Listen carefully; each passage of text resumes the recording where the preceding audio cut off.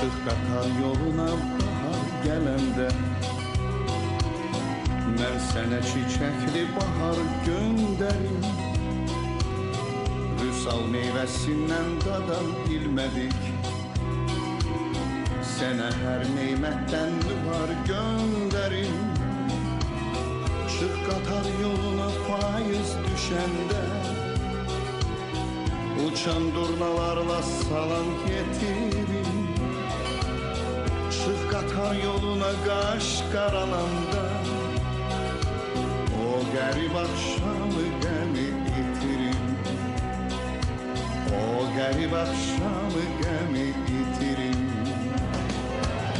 Çık qatar yoluna hər axşam səhər, çık qatar yoluna məni qarşıla.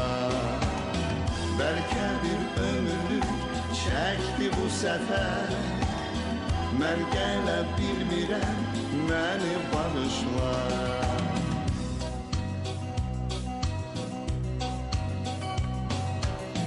Çıx qatar yoluna külək əsəndə, dağılan saçını darayım sənin. Çıx qatar yoluna hər gün, hər zaman, bilim ki mən harda arayım səni. Çıx qatar yoluna yağış yağanda, başının üstündə çətir tutaram. Çıx qatar yoluna elə özümdə, mənzilə yetməyən qərib qafaram. Mənzilə yetməyən qərib qafaram. Çıx qatar yoluna hər axşam səhər, çıx qatar yoluna məni qarşıla. Bəlkə bir ömürlük çəkdi bu səfər, mən gələ bilmirəm, məni bağışla.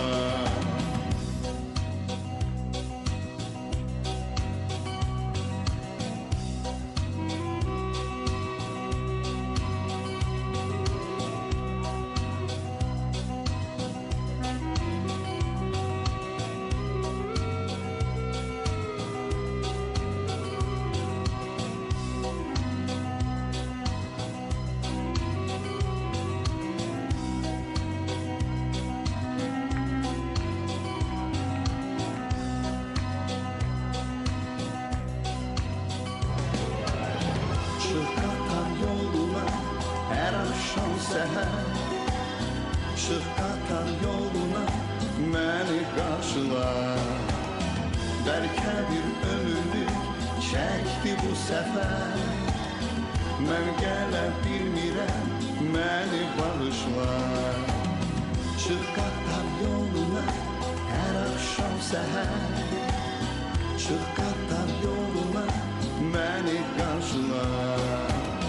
Bəlkə bir ömürlük çəkdi bu səfər, mən gələ bilmirəm, məni bağışla.